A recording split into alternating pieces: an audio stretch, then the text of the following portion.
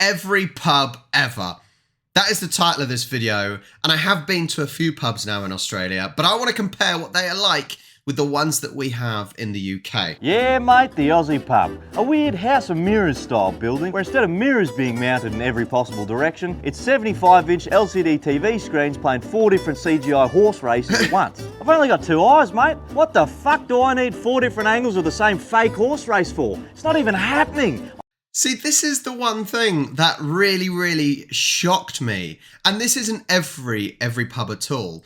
But there was one we went in Manly, for example, that basically had screens everywhere with sports, horse racing. And it's almost like you have pubs that are also bookies. Actually, no, the one in Sydney also had half pub, half bookies. It is so strange because you probably shouldn't mix alcohol with spending money on gambling because it's a bad mix. But it's them, and you've got the pokies, as you call it as well, the slot machines, and it's just a crazy mix and it must be dangerous. I could just close my eyes and imagine 6 horses running around in a fucking circle. I'm getting the same experience. I'm just in here trying to sink some piss and have a feed with the boys, and we can't even do that without moving 37,000 fucking Keno brochures and pamphlets out of the way, while a bunch of those stupid little half pencils that have never got any fucking lead in them roll around the joint. And in the UK, in bookies and places like that, it's not pencils, it's the tiny little pens. They're tiny pens, and you find them everywhere. The whole time this is going on, there's been some bloke in the corner of the room who can't sing doing fucking Shannon Noel covers on an out-of-tune acoustic guitar. Let's face it, mate, not once has live music ever made a trip to the pub more enjoyable. It is almost always an objectively worse experience than if someone was just stood in the middle of the room playing Shannon Noel MP3 files off their phone. We're in here trying to eat our $37.50 chicken palmies off our fucking laps, and we got... That is the question, though. Is it a palmy, a palmer? What would you call it? I know there's a divide. Let's get the comments rolling. Palmy or palmer? Got Brian from HR in the corner talking about, ooh, I've got a big black shiny car, you know? Fuck off. No wonder there's so many punch-ups in these places. It's like it's designed from the ground up to be as aggravating as possible. Add the alcohol in and the fact that everyone in here is losing money, and you can start to see why some people think of the pub as a pretty daunting place. But honestly, once you realise that every pub is made up of the same areas filled with the same kinds of people, it becomes a little bit easier to navigate. Blokes in high-vis, one of your major groups of people you're going to see down here, mate. And you'll notice I didn't refer to these blokes as tradies, and that's because half the time they're not. They're just random blokes who insist on wearing fluorescent yellow clothing for some reason. It's like some sort of advanced social camouflage, you know? With it on, he's a contributing member of society, a real hard worker. You take it away and he's just a bloke with no teeth. Really, the only way to tell if someone's a tradie or not is by watching them leave. If they stumble out across the car park and into the work ute, they're heading to the job site. If they stumble out across the car park and jump on the pushy, they're heading to the job site, but to rip copper wire out of the walls while no one's looking. Meat tray raffle, $1 ticket for some meat of some description. Oh yep, the old meat tray, that's a classic. Just what everyone wants when they're coming out of the pub at 4 AM, having to carry a big tray of warm cold sausages home with them. I mean, see, the meat tray raffle, there are always meat tray raffles in our pubs, normally in the working men's clubs or the social clubs. However, they're normally done on a Sunday lunchtime. Sunday lunchtime always seems to be a busy boom for these places, and it's always then. But some of the meat you get is bloody awful. Who wants a small chicken that's been caged up all its life? Even if you win, you lose, mate. The true embodiment of the phrase suffering from success. And speaking of suffering, mate, that brings us to the gaming room, which is where you can always find that one bloke fresh off the bus back from the mines, floating around the room playing 15 different machines at once. One knee on the stool at all times, he'll pump $250 into each machine, eventually win $1,500 off one of them, and just pretend the $7,500 he's pumped into the rest of the room never happened. But...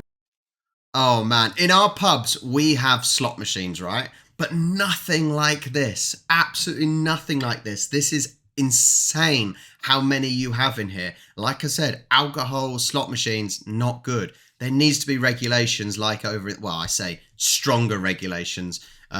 We've got regulations here, but still not enough. But it's dangerous. It's so dangerous. But there are always slot machines in our pubs. And what you always find is the one person that's put loads of money in realizes he's not won, and there's that lurker, the lurker that's just stood at the bar ready to put his £1 in to win everything. It's as they say, mate, a fool and their money are easily parted. And there are no bigger fools in the world than whoever designed this. I was having a read, and turns out, right, if I write down 10 numbers on this little sheet, hand it in, and then those numbers show up on the screen inside, I get a bunch of free money, and way more than I would ever win on the pokies. So I was thinking, right, what if there was a way for me to force one of the TVs in there to display my numbers? Check this out, mate. It's one of them bloody Yahoo Chromecast bastards. I plug this in, it'll take over the feed and let me display anything I want on those TVs. I think you can see where I'm going with this, mate. All I need to do now is... Oh, hey, mate. Anyway, we can get in on this too, or what? Yeah. Oh, come on, mate. Come on, mate.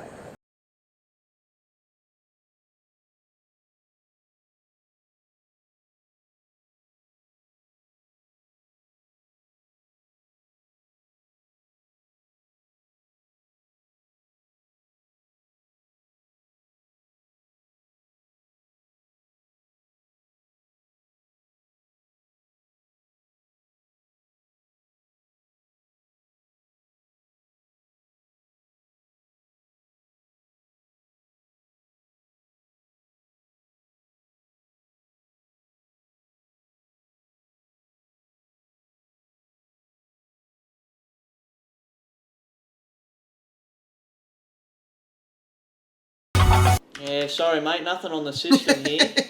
yeah, but it come up on the screens out No, there, mate, though. I fucking saw it The too. numbers I there. did. Yeah, but if it's not on the system, mate, we can't pay it out, you know, because people can tamper with the screens in there, you know, plug stuff into them, put whatever they want up there, you know. Right, yeah, okay, very interesting, mate. Yeah, it's very interesting because... He's gone.